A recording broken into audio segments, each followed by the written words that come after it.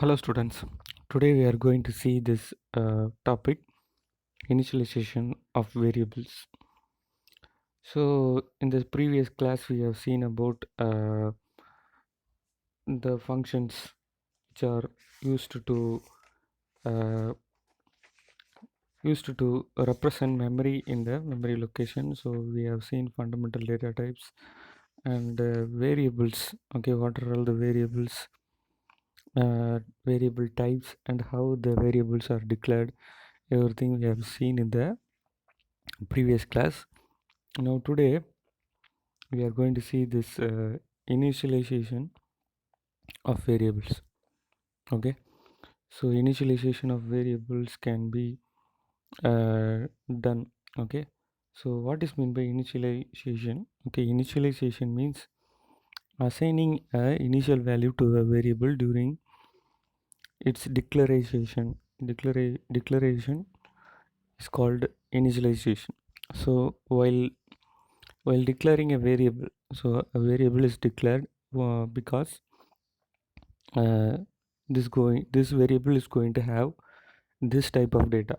So this is declaration. So here you can see that they are given an example, int num is equal to 100. So num is a variable that is going to handle only integer data. So if you provide int num semicolon, then it is only just a declaration. But when you provide a value to it, say for example int num is equal to 100, so this number denotes that this is the initial value of num. So in the starting value is uh, num. So as the name variable says, the value may change during the execution of program. So likewise you can see that in the next statement, float pi is equal to 3.14 and a double price is equal to 231.45. So here the variable num, pi and price may has been initialized during the declaration. This initial value can be later changed during the execution of the program. So here you can see that they are given an example program in that they are going to calculate the curved surface area of the cylinder, and the curved surface area of the cylinder formula is 2 pi r into h. Okay, so here you can see that CSR is the curved surface area. So 2 into pi variable is declared or initialized already. Okay, so 3.14 is initialized already. The height, radius are gathered from the user. So user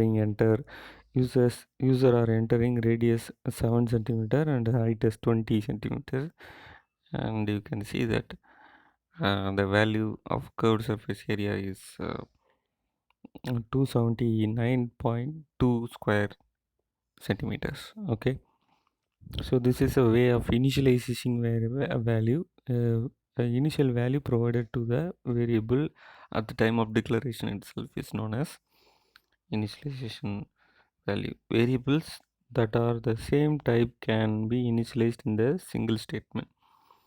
You can see that when you are using float and float, you are declaring two or more variables in the same declaration, then you can also initialize both of them at the same time. Here they have given another one example for that. So int x1 is equal to -1, x2 is equal to 1, and x3 comma xn n. So all the four variables are the same variable, which is int. Okay, x1, x2, x3 and n are holding integer value. So in that they are declaring initializing two variables, x1 and x2. Next topic is dynamic initialization. A variable can initialize during the execution of the program. So this is known as dynamic initialization. So while the program is executed, uh, some of the variables will get value from the user or from previous calculation. This is known as dynamic initialization. So here you can see that int num1 comma num2 and sum is a declaration, but in the next statement you can see that int sum is equal to num1 plus num2. So this sum is initialized when you can see that both the values are added and stored it in the sum variable.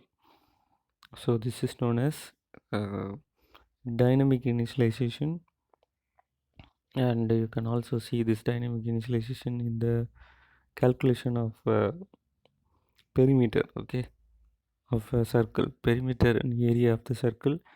So here you can see that the parameter, the formula for perimeter is pi 2 pi 2 pi r. Okay, so this is this is the formula for perimeter, and for area of the circle is pi r square by 2. Okay, so this is the area of the circle formula. So you can see this example program. Next topic is access modifier. So this access modifier means this keyword, there is a keyword here, const, const is a keyword. That keyword is used to specify the data which is which cannot be accessed or not. Okay, so which kind of data can be accessed by the user. You can able to restrict it. Okay, the programmer can able to restrict the data so that some part of the program cannot able to access it, or you can access it but not able to change it. So these kind of things can be done by using this access modifier, which is known as const. So here you can see that an example, int num is equal to 100. So this int num can be changed during the execution of the program. So if you want this int num is equal to 100 throughout the program, and the program should not change the value, then you can use this const keyword so that it will act as a constant throughout the program. So variable means it will change, but constant means it cannot be changed throughout the program. So that what it's given here. You can see that um, throughout the program this value cannot be changed during the execution. So here you can see that they are given a const int num is equal to 100, but in the program itself you can see that num is equal to num plus 1. They are trying to change it. When we try to change it, the compiler will show you this error. Okay, cannot modify the const object. So this will produce you an error message. Okay, so next is reference. So reference provides an alias of the previously defined variable, declaration of a reference const of the base type, and and function. Ampersand symbol is used here. A reference variable name is assigned to the value of a previously declared variables. Okay, so in that you can see that when we use reference variable in that particular part, then you can use that ampersand symbol. uh, so mostly you will not be using this uh, concept in the program itself. Okay, so this will take the previous value or declaring the declaration of a reference variable temp. So this is reference variable. Mostly it will be available in the temp variable temp. Okay,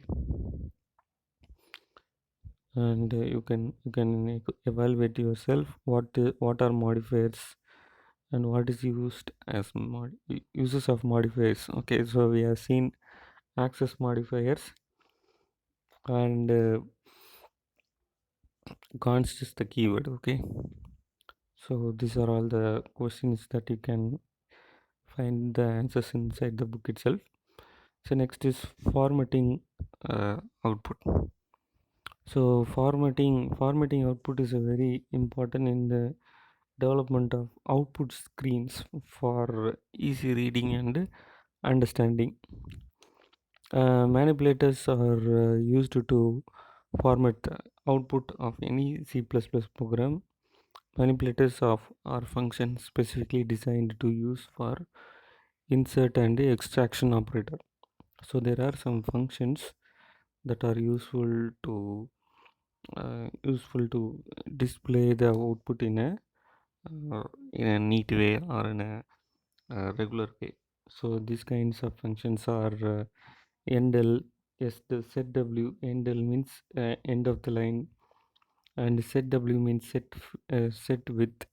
Set fill means the empty spaces will be filled some values, and set precision and set f for the different kinds of um, our formatting outputs. Okay, let's see this first. Endl. So endl is used as a line feeder in C++. So to insert a new line, you can use this endl, and you can use this endl at the end of output statement C out here. You can see that there is an example that is displayed here. The value of num is equal to, and num variable is displayed, and after that you can see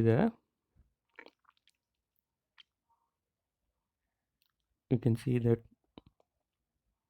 endl is found in the end of the statement. So endl means inserting a new line and flushes the buffer. So here you can see that in the top, endl meaning you will create a new line and flush the buffer. Buffer means a temporary memory that is allocated for this program. So when you use this endl, it will clear all the unwanted data which is available in the temporary memory. And you can see that next is setw. So setw is to set width of some field. Okay, so it will set some width setw, and you can see the syntax for this is set w number of characters that has to be placed in the output. Okay, so this program is your uh, first practical program. So this will be like this, and you can see the output like this. Okay,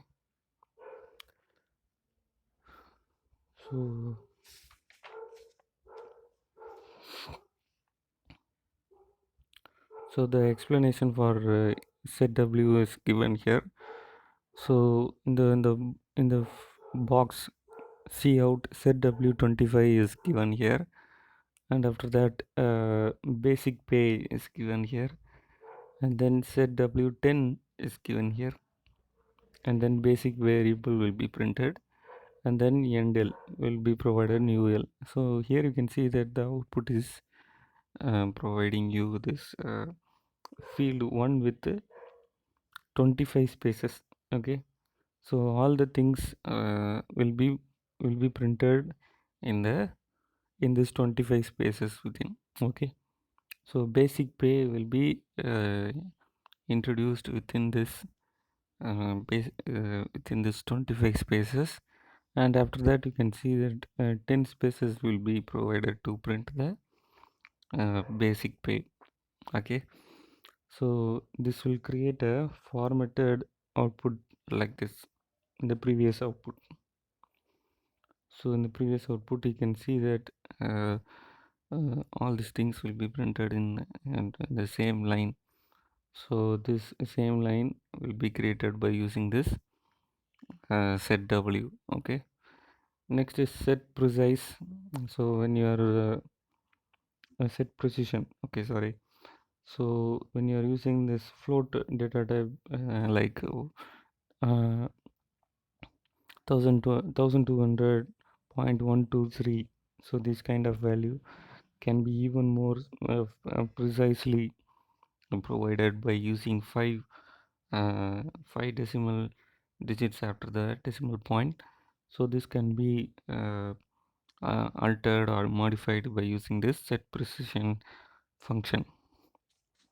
So there is a maximum, they'll be using 4 digits, and even if you want even more, that you can use this two already available function, which is known as set fix. Okay, set f means set fix. Okay, and it is available in a predefined form. You no need to provide any code for it, you can just use it and give the input value for it. Okay, so this is the work of set precise and set precision. Okay, so here they have given one example. So int main cout set f is equal to set ios. Ios means input output statements, which is fixed here. Okay, so set precision is equal to 0.1, which is 2 here, which is given here. And in the next statement, only two values is printed here. You can see that the fixed value is 2 here, and the output will be 0.10. But in the but in the next statement, you can see that scientific. Okay, ios is equal to scientific. So 0.1 value is provided, as output is 1.00 into 10 to the power minus 1. Okay, e means 10 to the power minus 1. So this scientific type will assign you the 10 to the power values. Okay, so the same value will be converted as exponential form.